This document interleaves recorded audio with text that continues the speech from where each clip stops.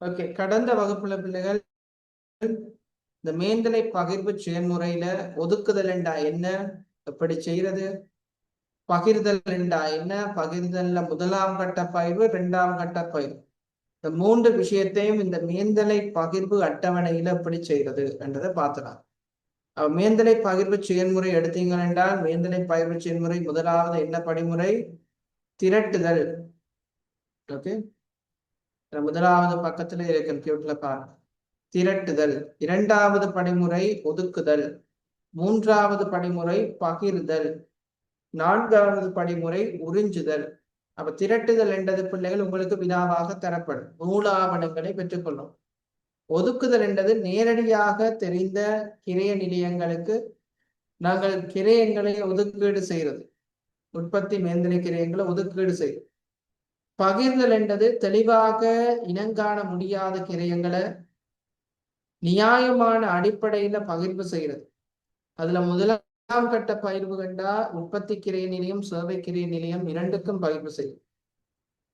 இரண்டாம் கட்ட பகிர்வு கண்டா சேவை கிரைய நிலையங்களுக்கு பகிரப்பட்ட மேந்தலைகளை உற்பத்தி கிரைய நிலையங்களுக்கு மீண்டும் பகிர்வு செய்யும். விளங்குது? அவ இந்த பகிர்தல் வரைக்கும் பார்க்கலாம். அடுத்தது பாருங்க, உறிஞ்சுதல். உறிஞ்சுதல் என்றா என்னடா பிள்ளைகள்? சிம்பிள். ஒரு அலகுக்கு எவ்வளவு மேந்தலை செலவு வருகுதுன்றதை கண்டுபிடிக்க போறோம். அதுக்கு பேர் தான் உறிஞ்சுதல். ஒரு அலகுக்கு எவ்வளவு மேந்தலை செலவு வரப்போகுதுன்றதை கண்டுபிடிக்க போறோம். அதுக்கு பேர் தான் உறிஞ்சுதல். உறிஞ்சுதல்டா பாருங்க, உறிஞ்சுதல் அல்லது உள்ளடக்குதல், அப்சர்ப்ஷன் என்று சொல்லும். ஓகே, உற்பத்தி கிரை நிலையங்களுக்கு பகிரப்பட்ட பொது மேந்தலை கிரயங்களை ஏற்றுக்கொள்ளப்பட்ட அடிப்படையின் கீழ், சரியா? அப்ப நாங்க கடைசியா இறுதியா என்ன செய்யறோம்? எல்லா கிரயங்களையும் இரண்டாம் கட்ட சேவை கிரைய நிலையங்களினுடைய மேந்தலைகளை இரண்டாம் கட்ட பயிர்வு செய்து எல்லாத்தையும் உற்பத்தி கிரைய நிலையங்களுக்கு இடையில ஒதுக்கீடு செய்துட்டோம். சரிதானே? பகிர்ந்துட்டோம். உதாரணமா முதல் கணக்கு செய்ய பாருங்க. நேற்று செய்த கணக்குல இத பாருங்க, கடைசியா இந்த களஞ்சியம் சேவை பிரிவுல எந்த விதமான மேந்தலையும் இருக்கா? எல்லாத்தையும் எதுக்குள்ள கொண்டு வந்துட்டோம்? உற்பத்தி பிரிவான வெட்டும் தைக்கும் பிரிவுக்கு இடையில கொண்டு வந்துட்டோம். சரி, அப்ப இதைத்தான் நீங்க சொல்றாங்க, உற்பத்தி கிரைய நிலையங்களுக்கு பகிரப்பட்ட பொது மேந்தலை கிரயங்களை ஏற்றுக்கொள்ளப்பட்ட அடிப்படையில உற்பத்தி அலகுகளுக்கு உள்ளீர்ப்பு செய்வது. சரிதானே? ஒரு அலகுக்கு எவ்வளவு மேந்தலை செலவு வந்திருக்குது என்றதை கால்குலேட் பண்ண போறோம். இதற்காக நாங்கள் மேந்தலை உறிஞ்சல் வீதங்களை பயன்படுத்துவோம். சரியா? எங்க செய்ய போறோம்? மேந்தலை உறிஞ்சல் வீதங்களை பயன்படுத்துவோம். மேந்தலை உறிஞ்சல் வீதங்களை எப்படி பயன்படுத்த போறோம்? வழக்கமா வர்றது என்ன? வழக்கத்துக்கு மாறா மொத்தம் 6 அடிப்படைகள், 6 மேந்தலை உறிஞ்சல் வீதங்கள் தருவாங்க. ஒன்று நேரடியா சொல்லுவாங்க என்ன மேந்தலை உறிஞ்சல் வீதத்தை வணிகம் பின்பற்றுது என்றது நேரடியாக சொல்லப்படும். இல்லாத சந்தர்ப்பத்துல பிள்ளைகள் தந்ததுக்குள்ள இதை வச்சுக்கொண்டு நாங்கள் மேந்தலை உறிஞ்சலை செய்யலாம். அப்ப மேந்தலை உறிஞ்சல் என்ன? ஒரு அலகுக்கு எவ்வளவு செலவு வந்திருக்குது, மேந்தலை செலவு, உற்பத்தி மேந்தலை செலவு வந்திருக்கின்றத நாங்க கால்குலேட் பண்ண போறோம். அதற்காக மேந்தலை உறிஞ்சல் வீதங்களை பயன்படுத்துவோம். மேந்தலை உறிஞ்சல் வீதம் என்றால் சிம்பிள். மதிப்பிடப்பட்ட பொது மேந்தலை கிரயத்திற்கும் மதிப்பிடப்பட்ட உற்பத்தி அலகு அல்லது வேறு அடிப்படைகளுக்கு இடையிலான கணித ரீதியான தொடர்பு, ஒரு விகிதம். இப்போ உற்பத்தி அலகு அடிப்படை என்றா பிள்ளைகள் மேந்தலை உறிஞ்சல் வீதம் எப்படி கணிப்பீடு செய்வோம்? மதிப்பிடப்பட்ட பொது மேந்தலை கிரயம், உண்மை அல்ல, மதிப்பிடப்பட்ட பொது மேந்தலை கிரயத்தை மதிப்பிடப்பட்ட உற்பத்தி அலகுகளால வகுக்க வேண்டும். அப்ப உற்பத்தி அலகு அடிப்படையில நாங்கள் மேந்தலை உறிஞ்சல் வீதம் செய்யணும்டா என்ன செய்யணும்? அதுக்கு ஈக்குவேஷன் மேந்தலை உறிஞ்சல் வீதம் சமன் மதிப்பிடப்பட்ட பொது மேந்தலை கிரயத்தின் கீழ் மதிப்பிடப்பட்ட உற்பத்தி அலகுகள், இப்படி சமன்பாடு எழுத வேண்டும். சரியோ? அப்ப மிச்சம் பார்க்க முதல் இதை மட்டும் பாருங்க. ஃபர்ஸ்டா அலகு அடிப்படையில நாங்கள் மேந்தலை உறிஞ்சலை செய்ய போறோம். கேள்வியிலேயே தருவாங்க. அப்ப இந்த வினாவில் பாருங்க பிள்ளைகள்,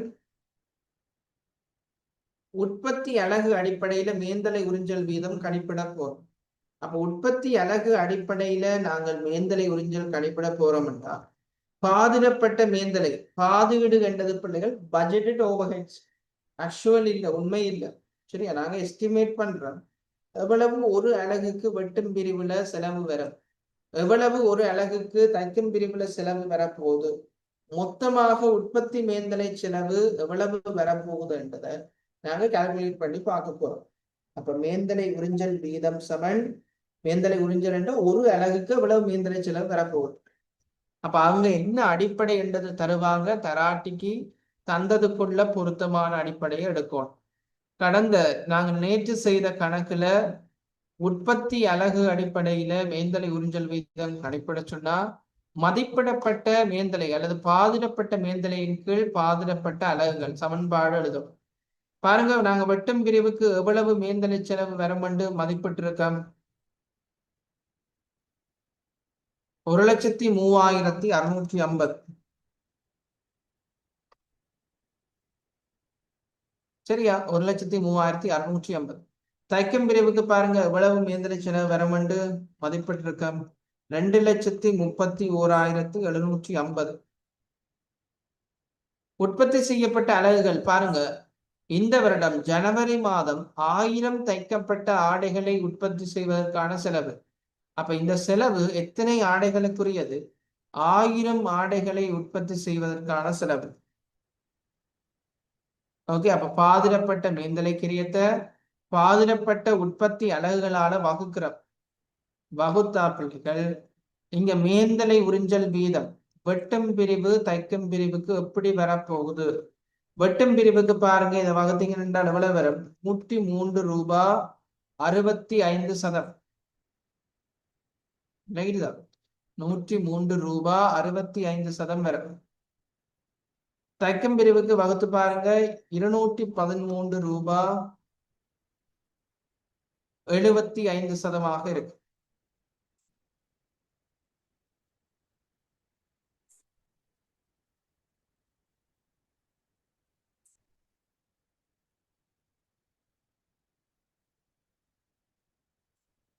சரியா வருகுதா?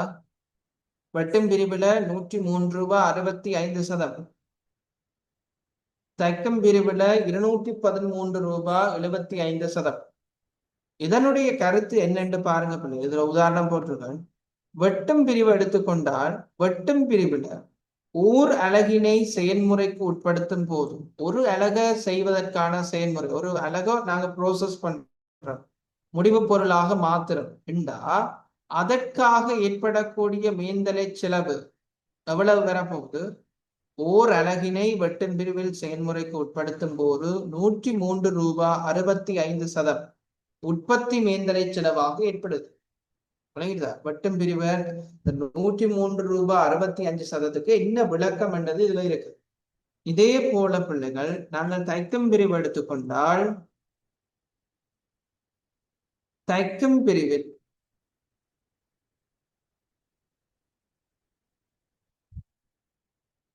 ஓர் அலகினை செயல்முறைக்கு உட்படுத்தும் போது உற்பத்தி மேந்தலை செலவாக 213 ரூபாய் 75 உற்பத்தி மேந்தலை செலவாக ஏற்படுகின்றது. விளங்கிட்டுதா?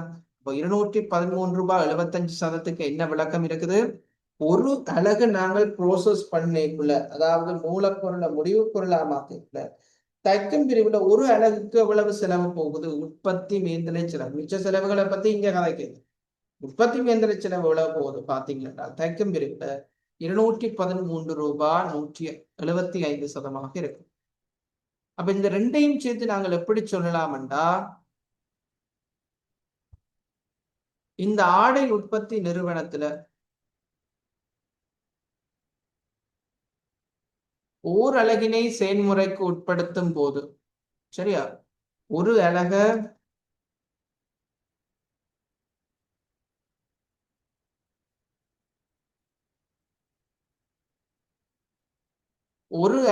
நாங்கள் செயல்முறைக்கு உட்படுத்த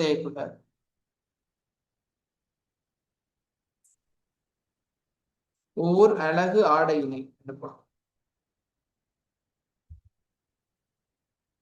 செயல்முறைக்கு உட்படுத்தும் போது அல்லது உற்பத்தி செய்யும் போது எல்லாம் ஒன்றுதான். உற்பத்தி செய்யும் போது, விளக்கத்துக்காண்டி உற்பத்தி செய்யும் போது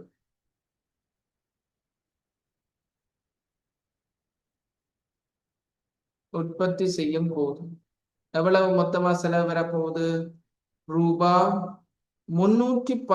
ரூபாய் 40 எவ்வளவு வருது?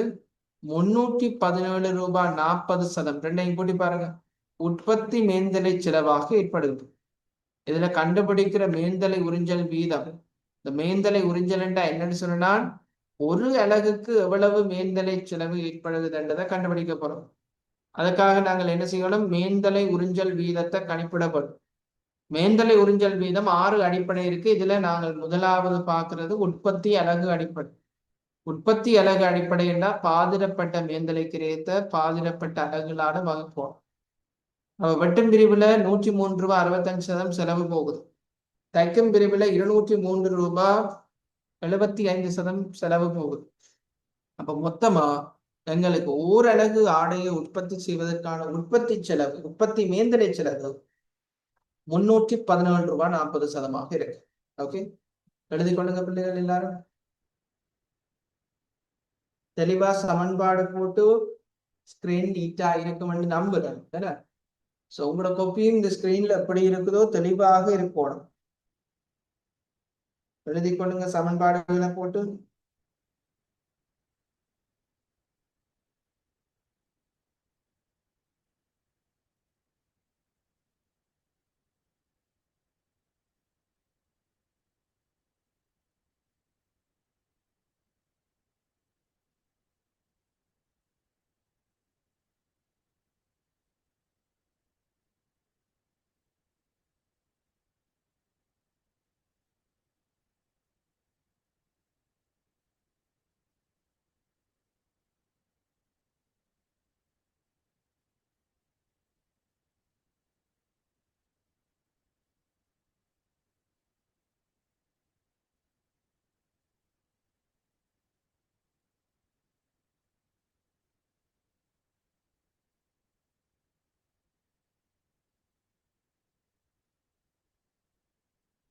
எழுதி முடிச்சுட்டா ஒரு தம்ஸ் அப் போடுங்க பிள்ளைகள்.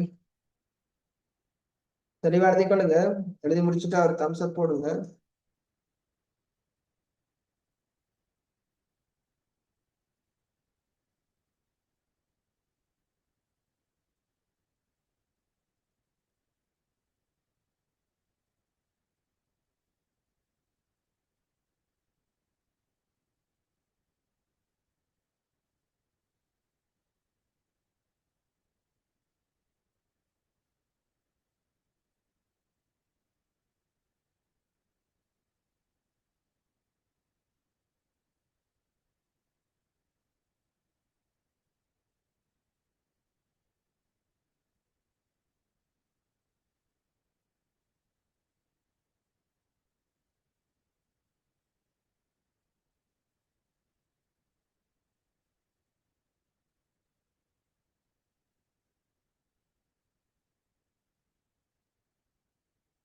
மேக்சிமம் பிள்ளைகள் மே மாதத்துக்குள்ள உங்களோட சிலபஸ் முடிச்சிருவேன்.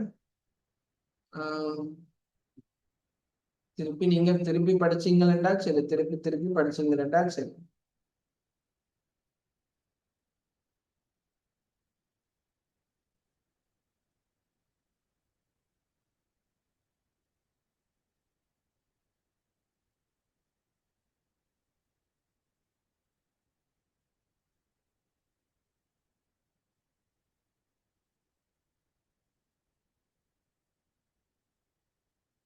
ஓகே, எழுதியாச்சு.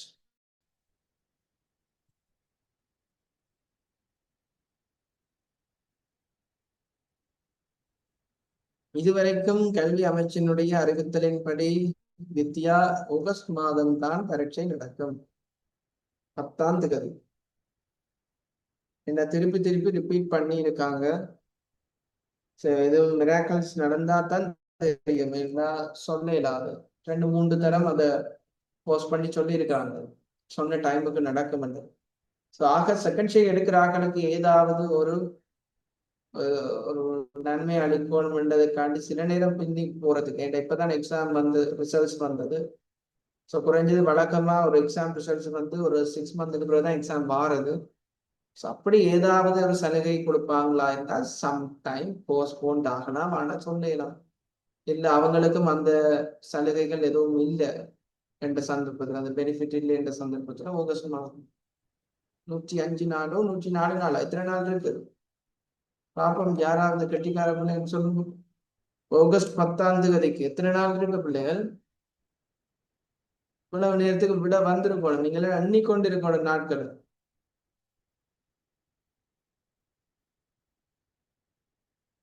எத்தனை நாள் இருக்கு ஆகஸ்ட் 10ஆம் தேதிக்கு?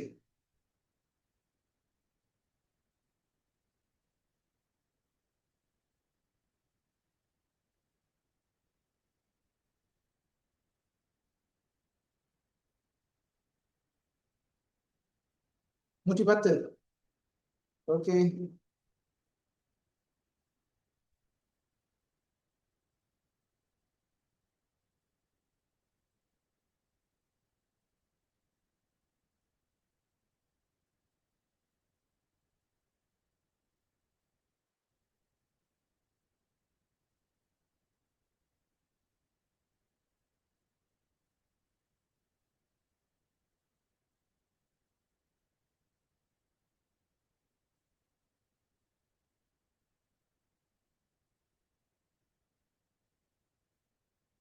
ஓகே, கிட்டத்தட்ட 111 நாள் இருக்கு என்ன பிள்ளைகள்? சரி, 111 நாள். ஓகே, 110 நாள் வச்சுக்கொண்டோம். இந்த 110 நாளை எப்படி பிரயோசனமா பயன்படுத்த போறீங்க?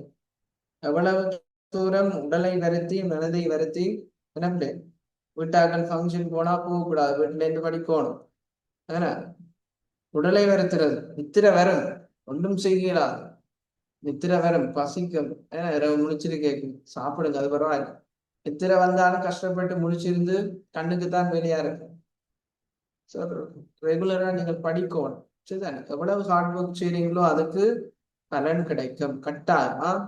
நீங்க செய்யற முயற்சிக்கு கட்டாயம் பலன் கிடைக்கும். 110 நாள் எத்தனையோ மணித்தியாலங்கள் இருக்கு, நல்லா பிரயோசனமா பயன்படுத்தணும். எக்ஸாம் ரிசல்ட்ஸ் வர்ற ஆண்டு அதனுடைய மகிழ்ச்சி ஏன்னா எவ்வளவு சந்தோஷமா இருக்கும்ன்றது விளங்கும். சரி, எழுதி முடிச்சிட்டீங்களா? ஓகே, ஃபுல்லா மிச்சம் நீங்க பேர்ந்தது இதை மட்டும்தான் 2 ஆட்டம். ஓகே, அடுத்தது பாருங்க பிள்ளைகள், பயிற்சி 2. பயிற்சி 2 கேள்விய வாசிங்க எல்லாரும். பயிற்சி 2 கேள்விய வாசிங்க ஃபர்ஸ்டா.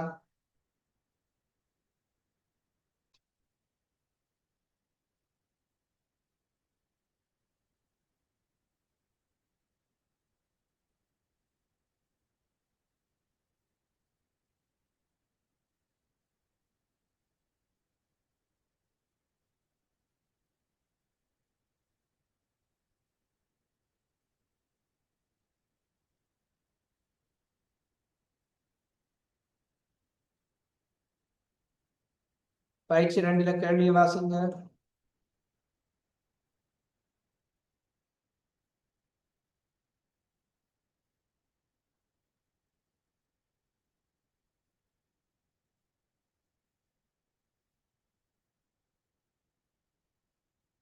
ஓகே, சரி, கேள்வியை பாருங்க பிள்ளைகள். தம்ரோ கம்பெனிக்கு எதிர்வரும் ஆண்டில் 1000 கதிரைகளை ஸ்கிரீன்ல தெரியும், டியூட் ஏற்கனவே போட்டுட்டேன் பிள்ளைகள். தம்ரோ கம்பெனிக்கு எதிர்வரும் ஆண்டில் 1000 கதிரைகளை உற்பத்தி செய்வதற்கான கட்டளை ஒன்று கிடைக்க பெற்றுள்ளது. ஓகே, ஒரு ஆர்டர் ஒன்று வந்திருக்குது. இது தொடர்பாக கதிரை ஒன்றிற்குரிய நேர்கிரியங்கள். சரியா? இதுல கதிரை ஒன்றிற்குரிய என்றதான் அண்டர்லைன் பண்ணும். ஒன்றிற்குரிய நேர்கிரியங்கள் சேர்த்து அண்டர்லைன் பண்ணலாம். கதிரை ஒன்றிற்குரிய நேர்கிரியம் என்றதை அண்டர்லைன் பண்ணும். ஒரு கதிரைக்கான நேர்கிரியம். நேர்பொருள், நேர்கோழி, நேரேணிய செலவுகள் தந்திருக்காங்க. நேர்கிரியங்களினுடைய கூட்டுத்தொகை என்னன்னு சொல்லுவோம் பிள்ளைகள்? முதன்மை கிரயம் என்று சொல்லுவோம். ஓகே,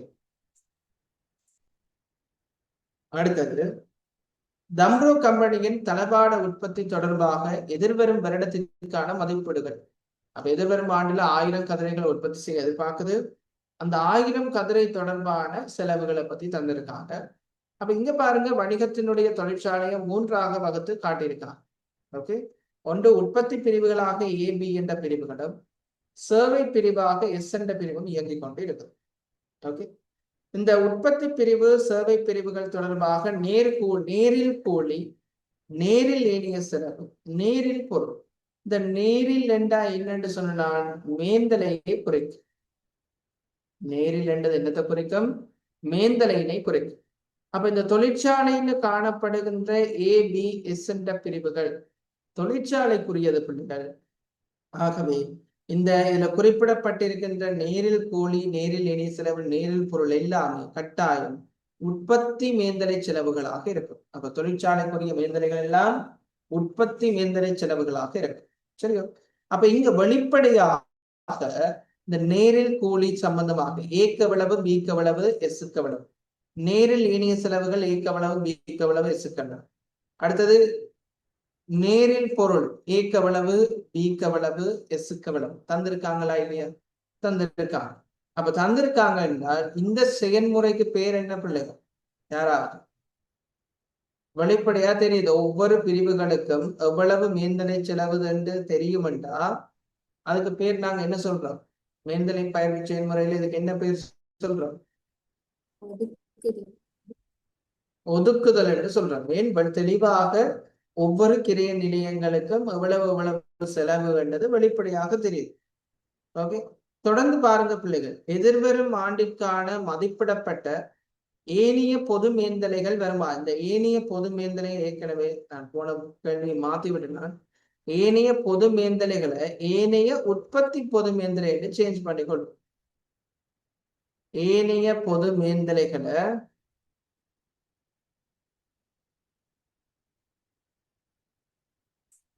ஏனைய பொது மேந்தலைகளை ஏனைய உற்பத்தி பொது மேந்தலைகள் என்று மாற்றிக்கொள்ளும். சரி, சின்ன ஒரு கரெக்ஷன் தான்.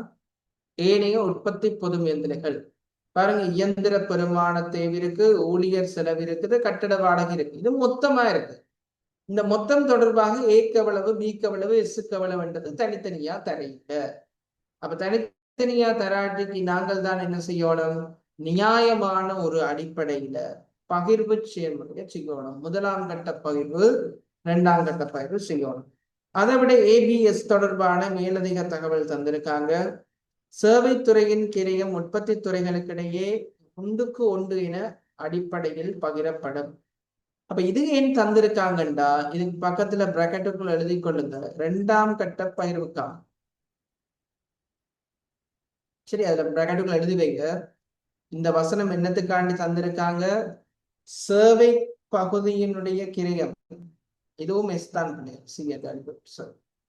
சேவை கிரயத்தினுடைய பகுதிகள் உற்பத்தி கிரைகளுக்கு நிலையங்களுக்கு இடையே, உற்பத்தி துறை ABக்கு இடையில ஒன்றுக்கு ஒன்று என்ற அடிப்படையில பகிர்வு செய்யப்படுது என்றா என்னத்துக்காண்டி தந்திருக்காங்க? எப்படி நீங்கள் இரண்டாம் கட்ட பகிர்வு செய்யணும்.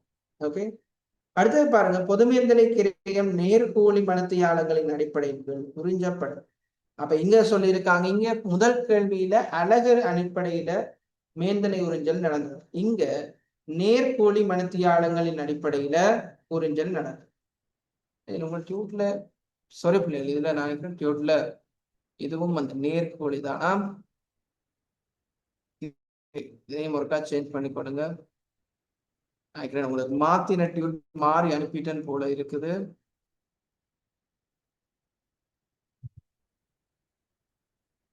நேர்கூலி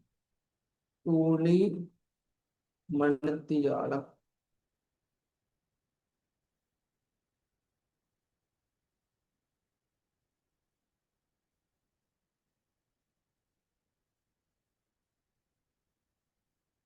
இந்த நேர்கூலி மனத்தியாளம் பண்ணுங்க. நேரில் ரெண்டு அடிபட்டிருக்கு.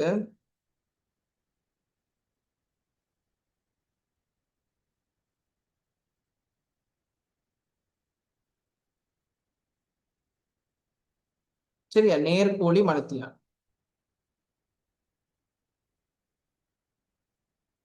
PDFல சின்ன ஒரு கரெக்ஷன் வந்துட்டு பிள்ளைகள். எஸ்,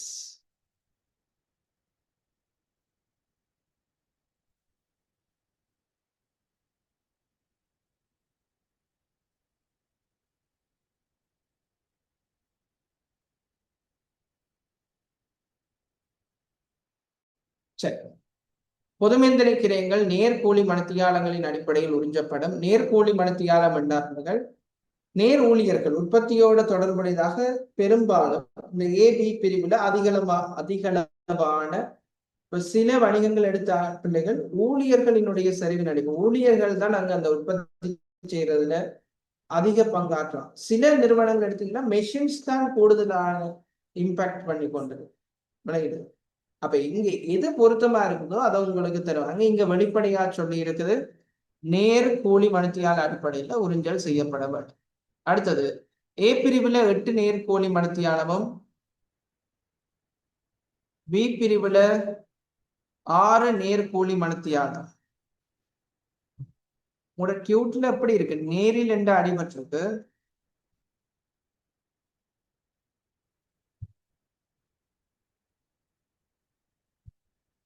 யாராவது உங்களதுலயும் நேரில் என்ற அடிபட்டிருக்கு எல்லாம்.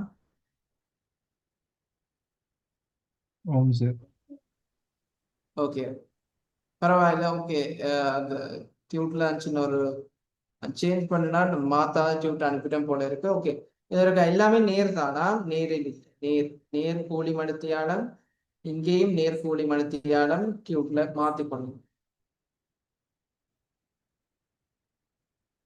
சரிதானே? ஓகே. மேலும் வணிகமானது கதிரை ஒன்றை உற்பத்தி கிரயத்தில் 30% லாபம். கேள்வி செய்யக்குள்ள வடிவ விளக்கம். முதலாவது நேர்கிரியம் தந்திருக்காங்க. அப்ப இந்த மேந்தனை பகிர்வு செயல்முறை திரட்டுதல், ஒதுக்குதல், பகிர்தல், அதுல முதலாம் கட்ட பகிர்வு, இரண்டாம் கட்ட பகிர்வு, அடுத்ததாக எங்களினுடைய உறிஞ்சுதல், இது எல்லாமே பிள்ளை இந்த மேந்த உறிஞ்சுதல் இது எல்லாமே உற்பத்தி பொது மேந்தனை கிரயங்களை தான் நாங்கள் என்ன செய்யணும்? உற்பத்தி பொது மேந்தனை கிரயங்களை தான் பகிர்வு செயல்முறைக்கு உட்படுத்தணும். சரியோ? அப்ப எது உற்பத்தி மேந்தனை செலவுன்றது தெரிஞ்சுட்டு அப்ப இதுல நேரில் கூலி, நேரில் இணைய செலவுகள், நேரில் பொருள், உற்பத்தி பிரிவு சேவை பிரிவோட சம்பந்தப்பட்டது. அப்ப ஏபிஎஸ் என்றது தொழிற்சாலையாக இருக்க போகுது. அப்ப இந்த மூன்றும் நாங்கள் சொல்லுவோம் ஒதுக்குதல் செயல்முறை. ஓகே என்னன்னு சொல்லுவோம்? ஒதுக்குதல். நேரில் கூலி,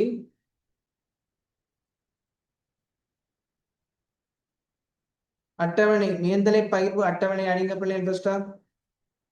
மேந்தலை பகிர்வு அட்டவணை அடிச்சுக்கொள்ளுங்க.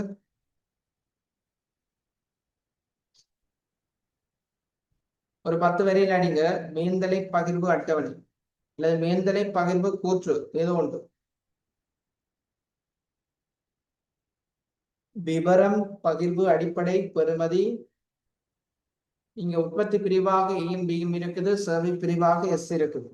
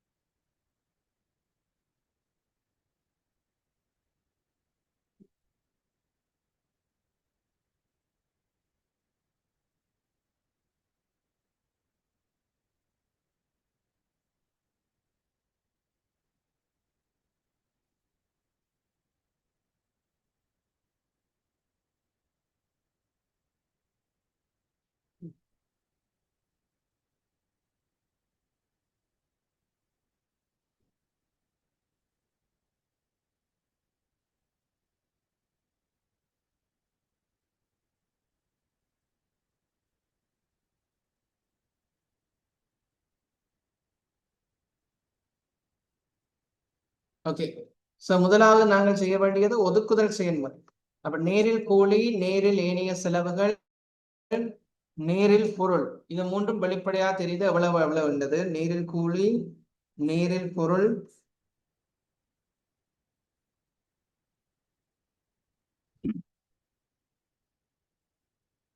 நேரில் ஏனைய செலவு.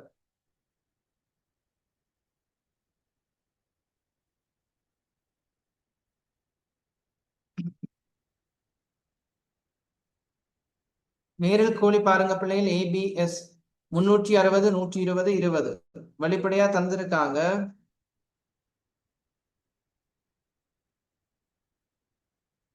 முன்னூற்றி 120 20 நேரில் ஏனைய செலவுகள் பாருங்க, ஏக்கு எவ்வளவு, பிக்கு எவ்வளவு, எஸ்க்கு எவ்வளவு தந்திருக்காங்க.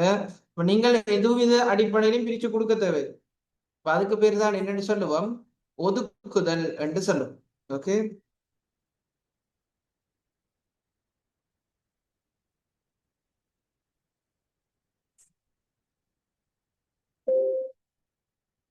விபரத்துக்குள்ளதான் இதை போட்டுக்கொள்ளணும். ஓகே, நீங்க ஒதுக்குதல் என்று போட்டுக்கொள்ளும். அப்ப ஒதுக்குதல் என்றதனுடைய கருத்து, நீங்க ABSக்கு எந்தவித அடிப்படையிலையும் பிரிச்சு கொடுக்க தேவையில்லை, வெளிப்படையா எங்களுக்கு தெரியும். ஓகே, இங்க நாங்கள் ஏக்கு எவ்வளவு, பிக்கு எவ்வளவு, எஸ்க்கு எவ்வளவுன்றது வெளிப்படையா தெரியும். ஸோ மொத்த பெறுமதி 5 லட்சமாக. அடுத்தது நேரில் ஏனைய செலவுகளும் ஒதுக்குதல் தான். எவ்வளவு இருக்கு, 30 20 10,000.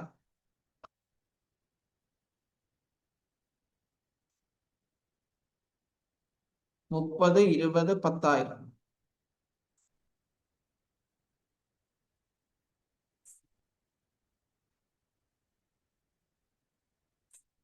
ஓகே, ஸோ டோட்டல் அமௌண்ட் 60,000 நேரில் ஏனைய செலவு. நேரில் பொருள் பாருங்க, 480 180 30.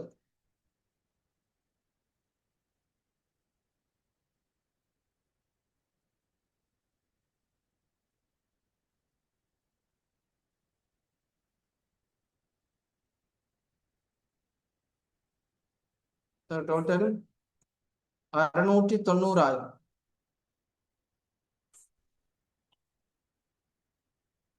ஒவ்வொரு பிரிவுகளுக்கும் எவ்வளவு எவ்வளவுன்றது தெரியுது பிள்ளைகள். இந்த செயல்முறைக்கு பேர் ஒதுக்குதல் என்று சொல்லும். உற்பத்தி மேந்தலை என்றதை ஐடென்டிஃபை பண்ணணும். வெளிப்படையா தெரியுது, ஏக்கு எவ்வளவு, பிக்கு எவ்வளவு, எஸ்க்கு எவ்வளவு. உற்பத்தி கிரிய நிலையங்களுக்கும் சேவை கிரிய நிலையத்துக்கும் எவ்வளவு எவ்வளவுன்னு தெரியுதுன்னா அதுக்கு பேர் ஒதுக்குதல். அப்போ ஒதுக்குதல் என்ற செயல்முறை நாங்க முதலாவது செய்வோம்.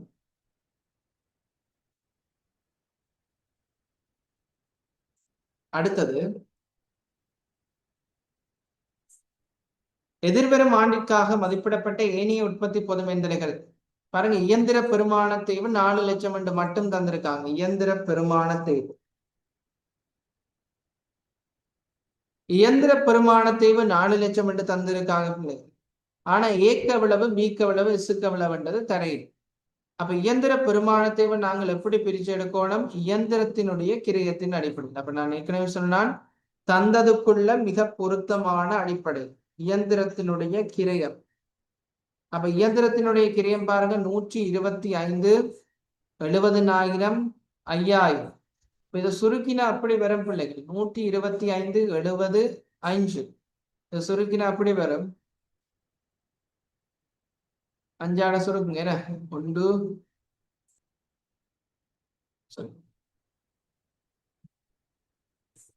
25க்கு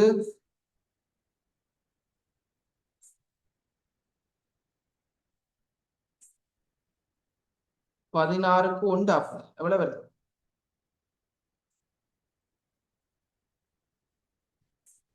சரி 25க்கு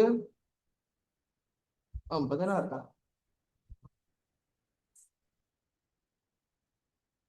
14க்கு 1 வரும். பாருங்க, இது எப்படியே வச்சு நாங்கள் பிரிச்சு கொடுக்கலாம், கஷ்டமா இருக்கும். சரி, இயந்திரத்தினுடைய கிரயத்தை சுருக்குங்க, எவ்வளவு வருது, 25க்கு 14க்கு 1 வரும். சரியா, பக்கத்துல இதுல எழுதி வைங்க, 25க்கு 14க்கு 1 சுருக்கினா அந்த பிரிக்கிறது ஈஸியா இருக்கும் பிள்ளைகள்.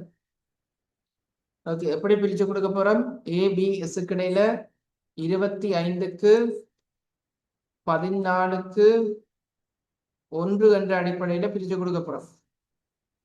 பிரிச்சு எவ்வளவு வரும், ஏக்கு 250,000, பிக்கு 1,40,000, சிக்கு 10,000. சிக்கு 10,000. அப்ப இயந்திர பெருமானத்தேவு பொதுவா தந்துட்டாங்க 4 லட்சம் ரூபாய். எப்படி பிரிச்சு கொடுக்க போறோம்? இயந்திரங்களினுடைய கிரியத்தை வச்சுக்கொண்டு பிரிச்சு கொடுக்கிறோம்.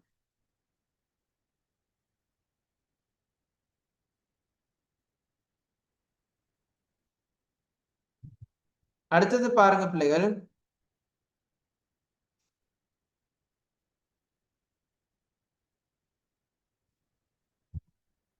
ஊழியர்களினுடைய செலவு. ஊழியர்கள்ட செலவு 200,000 தந்திருக்காங்க. சரி, யாராவது சொல்லுங்க, ஊழியர்கள்ட செலவை நாங்கள் எப்படி பிரிச்சு கொடுக்கலாம்? இதை வச்சுக்கொண்டு இதுலயும் ஊழியர்களினுடைய எண்ணிக்கை தந்திருக்காங்க. என்ன ஊழியர்களினுடைய எண்ணிக்கை தந்திருக்காங்க.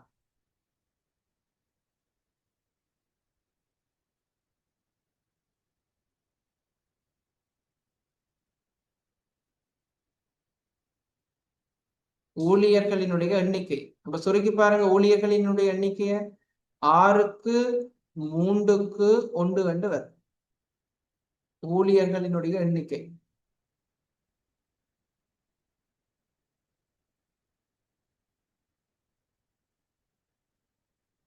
ஆறுக்கு 3க்கு 1. ஊழியர்களினுடைய எண்ணிக்கையின் அடிப்படையில் பிரிச்சு கொடுக்கணும். பாருங்க எவ்வளவு இருக்குது. ஊழியர்களினுடைய செலவு 2 லட்சம். அப்ப ABS 3 பிரிவுகளுக்கு இடையில பிரிச்சு கொடுக்குறோம். முதலாம் கட்ட பயிர்வை செய்யறோம். அப்ப ஒதுக்குதலுக்கு அடுத்ததா ஏக்கு பிக்கு எஸ்க்கு எவ்வளவுன்னு தெரியாது, நியாயமான அடிப்படையில பிரிச்சு கொடுக்குறோம். முதலாம் கட்ட பயிர்வு செய்யறோம். எவ்வளவு வருது? 120,000,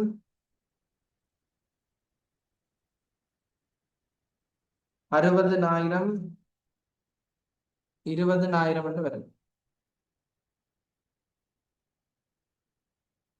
அடுத்து கடைசியா பாருங்க, கட்டட வாடகை. வாடகை செலவு. வாடகை செலவு எதை வச்சுக்கொண்டு பிரிக்க போறோம்? தளப்பரப்பு. தளப்பரப்பை வச்சுக்கொண்டு பிரிக்கல பாருங்க, சுருக்கி பாருங்க. 3000, 1500, 500. 1க்கு 3க்கு 6, அதுவும் 6க்கு 3க்கு 9 தான் வரும். 6க்கு 3க்கு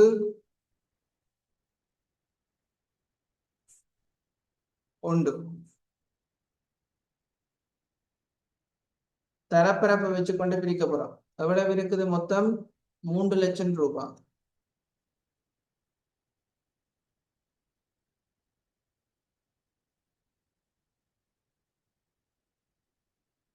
சோ 3 லட்சம் ரூபாவை சுருக்கினா எவ்வளவு வரும் பிள்ளைகள்? 30,000, 90,000, 180 நாள்.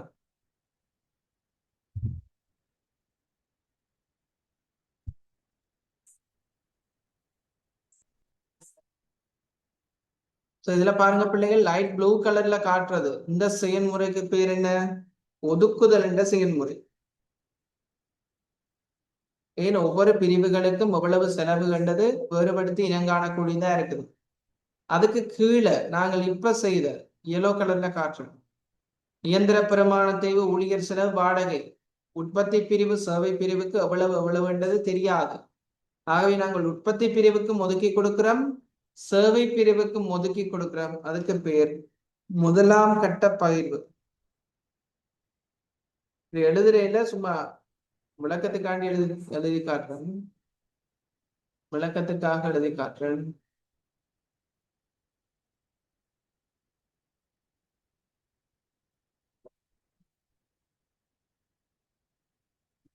முதலாம் கட்ட பயிர். அப்ப ஒதுக்குதல் செய்துட்டோம், முதலாம் கட்ட பயிர்வு செய்துட்டோம். இப்ப என்ன செய்யணும்? டோட்டல் பண்ணணும். டோட்டல் பண்ணுங்க பிள்ளைகள்.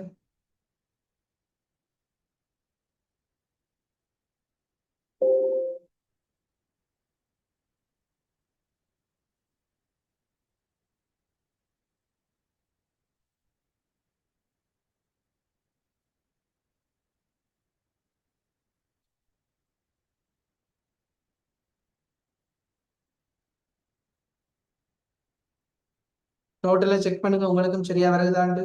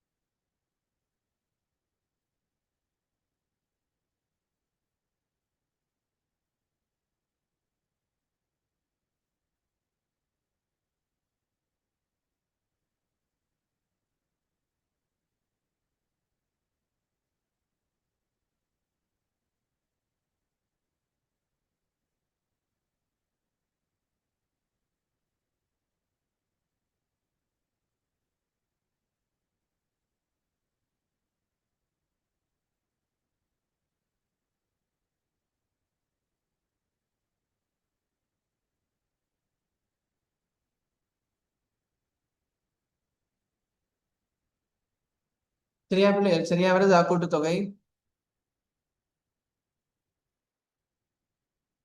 டோட்டல் சரியா வருகுதா? ஓகே, அப்ப முதல்ல ஒதுக்குதல் செய்துட்டோம், முதலாம் கட்ட பயிர் செய்துட்டோம். அடுத்த என்ன செய்யணும் பிள்ளைகள்? இரண்டாம் கட்ட பயிர் செய்யணும். இந்த இரண்டாம் கட்ட பகிர்வு எப்படி செய்யறது என்றது கேள்வியில தருவாங்க பிள்ளை, அல்லது தந்த அடிப்படைக்குள்ள பொருத்தமான அடிப்படையை செலக்ட் பண்ணணும். இந்த வினாவில பாருங்க, சேவைத்துறையின் சேவைத்துறையின் கிரயம் பாருங்க, சேவைத்துறையினுடைய கிரயம் எவ்வளவு வந்திருக்குது? சேவைத்துறைக்கு ஒதுக்கப்பட்ட கிரயம் 120,000. உற்பத்தி துறைகளுக்கிடையே ஒன்றுக்கு ஒன்று எனும் அடிப்படையில் பகிர்வு செய்யப்பட வேண்டும். அப்ப இந்த ஒன்றுக்கு ஒன்று என்றது இரண்டாம் கட்ட பகிர்வு செய்ய வேண்டிய வீதாசாரமாக இருக்கு. அப்ப ஒன்றுக்கு ஒன்றுண்டா எப்படி நாங்கள் பகிர்வு செய்ய போறோம்? இந்த 120,000 வெளியால் எடுத்து ஏக்கும் பிக்கும் இடையில எப்படி பிரிச்சு கொடுக்க போறோம்? ஒன்றுக்கு ஒன்று, ஒன்றுக்கு ஒன்று அப்படி வரும் பிள்ளைங்க. 60,000 60,000 என்று வரும். 60,000 60,000 என்று வரும்.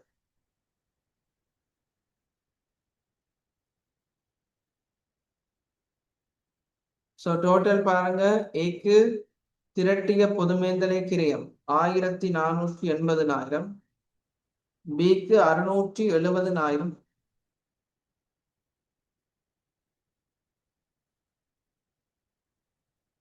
திரட்டிய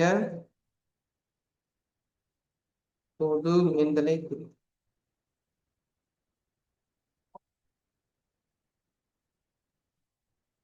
சரிங்க, ஏக்கு அவ்வளவு கடைசியா நாங்கள் ஒதுக்கி இருக்கோம். எல்லாம் சேர்த்து இப்பட்ட செலவுகள் ஏக்கு 1,480,000 செலவும், பி பிரிவில் 670,000 செலவும் ஏற்படும் என்று நாங்கள் மதிப்பீடு செய்திருக்கோம். அப்ப இந்த முதலாவது கேள்விக்குரிய விட இதான் பிள்ளை. மேந்தலை பயிர்வு அட்டவணையில என்னென்ன விஷயம் இருக்கும்? ஒதுக்குதல் இருக்கும், முதலாம் கட்ட பயிர்வு இருக்கும், இரண்டாம் கட்ட பயிர்வு இருக்கும்.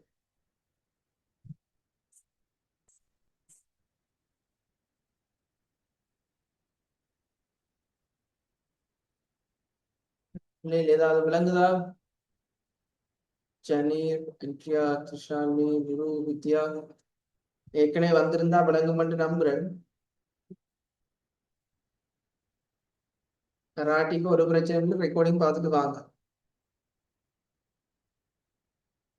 சரி, ஓகே. அடுத்தது பாருங்க, மேந்தலை உறிஞ்சல் வீதம் நேர்கூலி மணித்தியால அடிப்படையில உறிஞ்சல் செய்யப்படுது. அப்ப நேர்கூலி மணித்தியால அடிப்படையில மேந்தலை உறிஞ்சல் வீதம் கேட்டா என்ன சமன்பாடு? மதிப்பிடப்பட்ட பொது மேந்தலை கிரயத்தின் கீழ் மதிப்பிடப்பட்ட நேர்கூலி மணித்தியாலமாக இருக்கும். ஓகே, மதிப்பிடப்பட்ட பொது மேந்தலை கிரயத்தின் கீழ் மதிப்பிடப்பட்ட நேர்கூலி மணித்தியாலங்களாக இருக்கும். அப்ப ஈக்குவேஷன்ஸ் எழுதி செய்யணுமா? மேந்தலை உறிஞ்சல் வீதம் சமன் நேர்கூலி மணித்தியால அடிப்படை என்ன சமன்பாடு? பாதிரப்பட்ட மேந்தலை கிரயத்தின் கீழ் பாதிரப்பட்ட நேர்கோழி மணத்தியாலம். சமன்பாடு எழுதுங்க பிள்ளைகள்.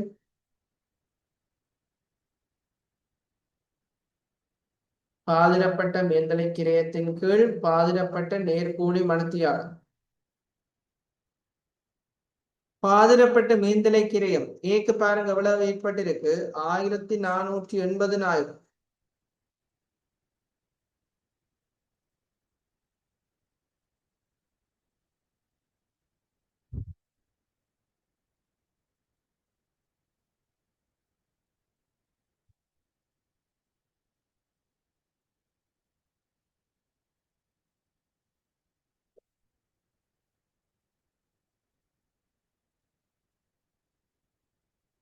சரி, 1480.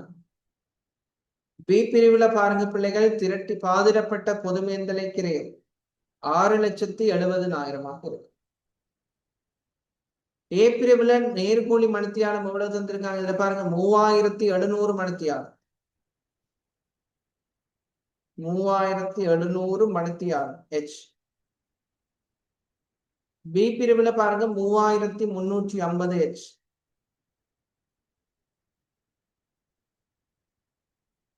ஆகவே மேந்தலை உறிஞ்சல் வீதம்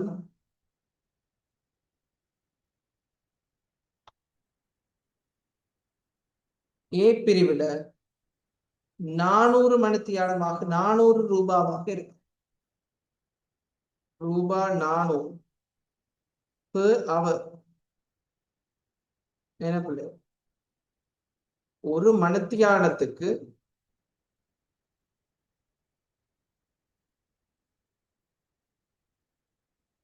ஒரு மணித்தியாலத்துக்கு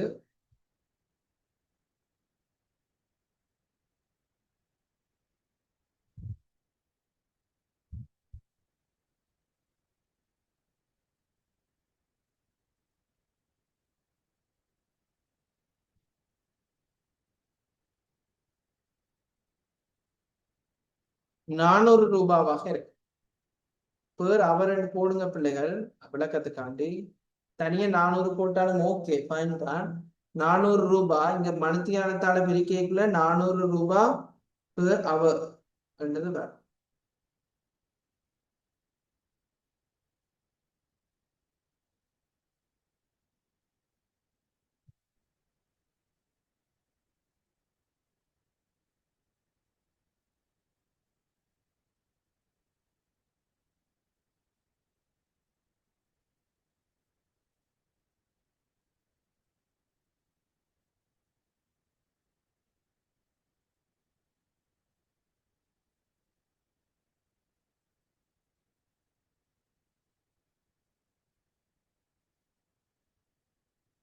400 ரூபாய் பேர் அவர் என்றது போட்டுக்கொள்ளுங்கள்.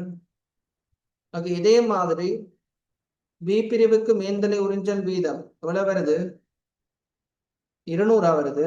யாராவது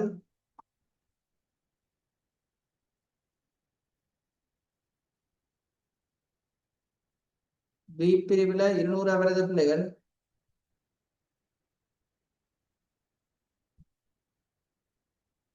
ஓ மேடம், ஒரு மணித்தியாலத்துக்கு இதனுடைய கருத்து பிள்ளை, ஒரு அலக ஒரு மணித்தியாலம் ஏ என்ற உற்பத்தி பிரிவுல செயல்முறைக்கு உட்படுத்துவோமாக இருந்தால் 400 ரூபாய் செலவு வரும். பியில பாருங்க 200 ரூபாய்க்கு என்ன அர்த்தம், ஒரு அலகை நாங்கள் பி என்ற பிரிவுல செயல்முறைக்கு ஒரு மணித்தியாலம் செயல்முறைக்கு உட்படுத்துவோமாக இருந்தால் ஏற்படக்கூடிய செலவு 200 ரூபாவாக இருக்கும். சரி, அந்த மேந்தலை உறிஞ்சல் வீதம் இந்த 200 400க்கு விளக்கம் தெரியும். ஒரு மணித்தியாலம் ஏ பிரிவுல நாங்கள் செயல்முறைக்கு உட்படுத்தினா எங்களுக்கு 400 ரூபாய் செலவு வருது. பி பிரிவில் எவ்வளவு செலவு வருது, 200 ரூபாய் செலவு வருது. ஒரு மணித்தியாலம் நாங்கள் ப்ரோசஸ் பண்ணோம். மேந்தலை உறிஞ்சல் வீதம் கணிப்பிடிக்கும். அப்ப உங்களுக்கு தருவாங்க நேர்கோழி மணித்தியாலமா, இயந்திர மணித்தியாலமா, அல்லது உற்பத்தி அலகு அடிப்படையா. இந்த மூன்றும் தான் பிரதானமாக அடிக்கடி கேள்வியில வர விஷயம். மற்றது வேற கேள்விகள் வரைக்கும் பார்த்துக் கொள்வோம். இப்போதைக்கு இந்த மூன்றை மட்டும் தெரிஞ்சுக்கணும். மேந்தலை உறிஞ்சல் வீதம் உங்களுக்கு தருவாங்க.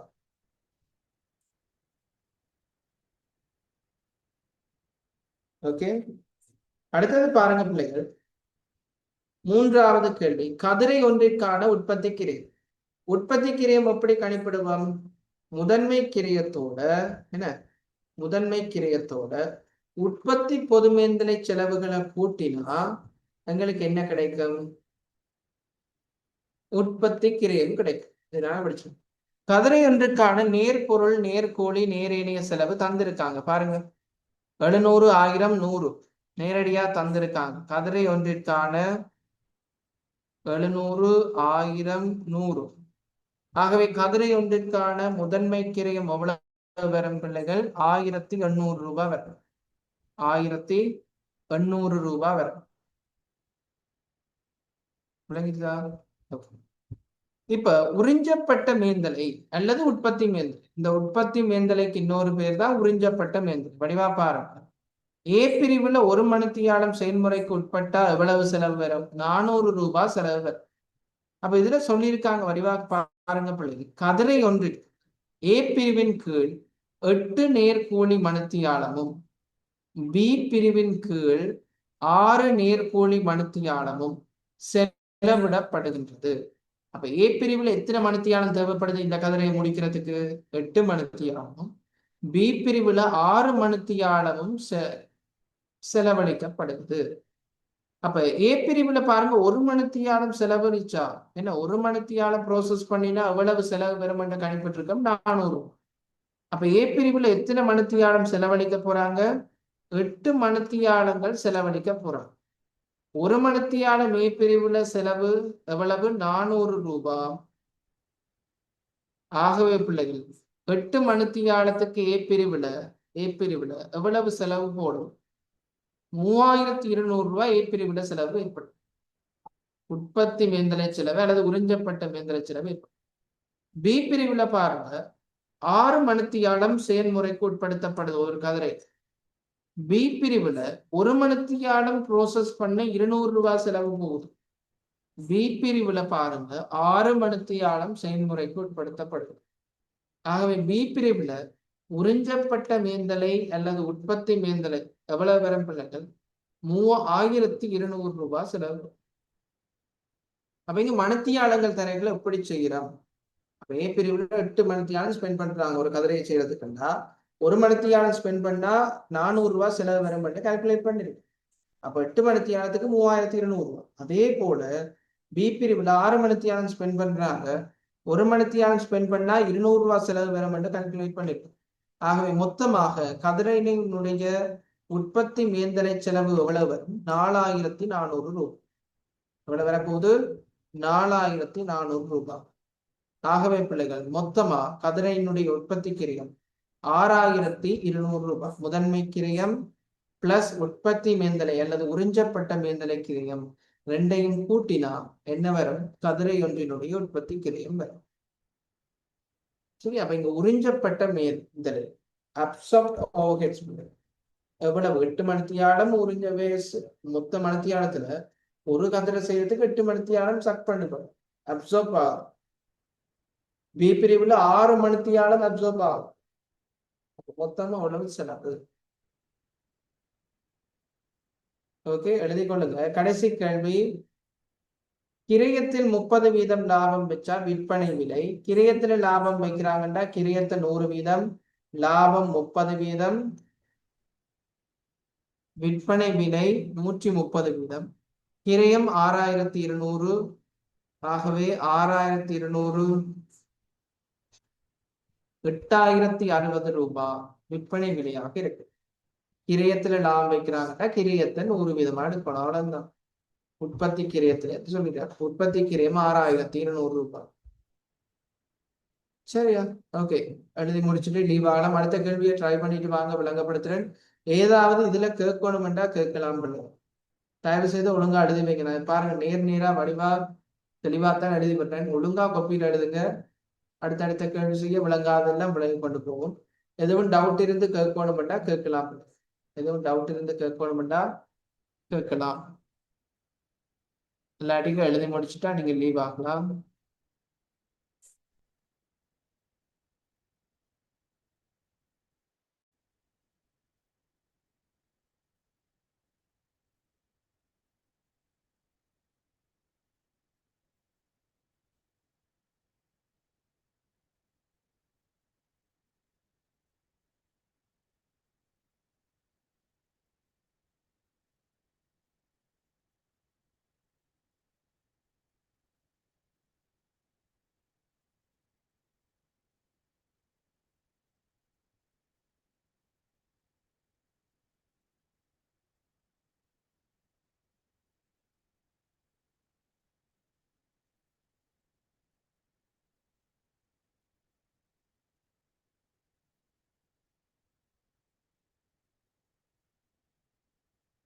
ஓகே அப்படி டவுட் ஒன்றும் இல்லையா?